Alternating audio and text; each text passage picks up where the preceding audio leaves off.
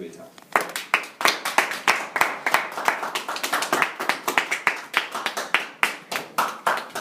The tradition is we keep clapping until you pass.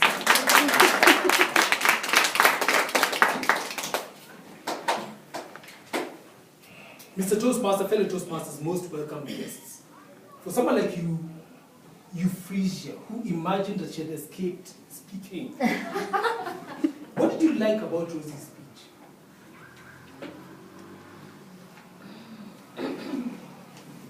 I liked her confidence. Yes.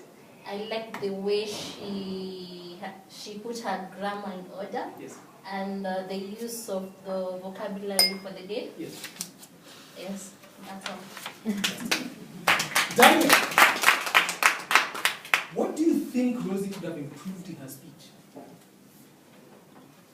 Very few areas that you have pointed out, yes. But I think what stood out that I liked most is the connectivity of the budgetary, the example that she gave, and by owning up that system, because I was seeing myself in her shoes, and the shock that she had.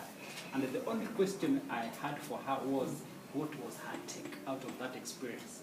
Because at least, you can get out of something, yes. And then she learned something out of it. Yeah. But what was her take out of it as a person? Okay. How did she pick it up? Because she's telling us now, and it starts, let it start with you. Yeah. So how have you started with yourself? By paying my taxes.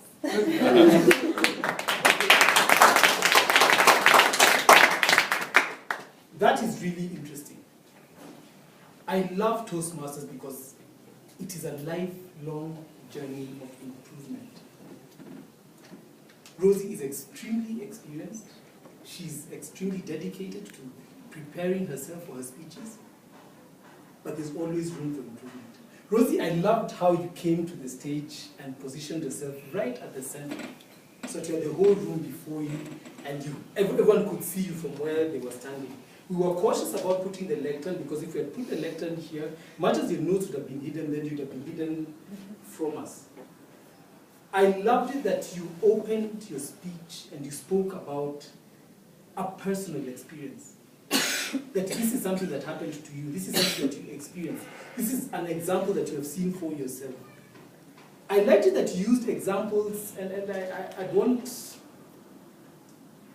to obviously be sensitive, but use examples from your own community.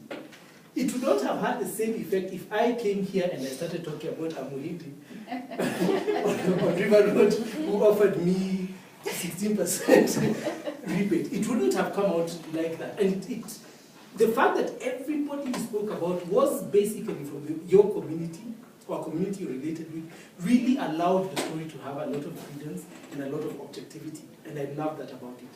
I love the words that you used. I love the acronym that you gave us about RIBS.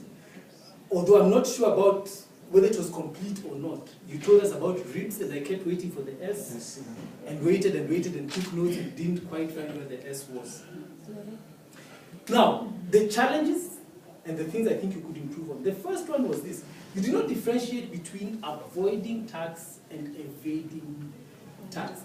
You came here and talked about the rental income, and you talked about the necessity for us to pay tax. And the picture I got about it is that I'm also almost supposed to give the government a tip.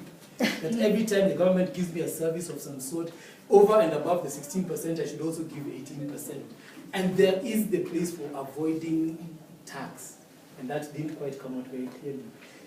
With regard to your eye contact, I felt that you concentrated on Euphrasia here, and on Ruth Walutere right here, and your gaze for a lot of the time, 3/4 of the time, was concentrated right there. Very rarely did you lift your gaze and then look at us who are sitting over there, and a lot of it was here. And I felt that you concentrated on them, possibly because they were close to you, or possibly because they were the friendly faces. The others were looking at you and saying that Rozy wants to get into our wallets again. Hasn't Dormans eaten enough of our money and still want to come for this portion? And I would have felt that it would be better if you sort out faces, because what you're trying to do is convince the opposition that this is something that is good for them, and it's the entire opposition that you're looking at. Did you make a strong case for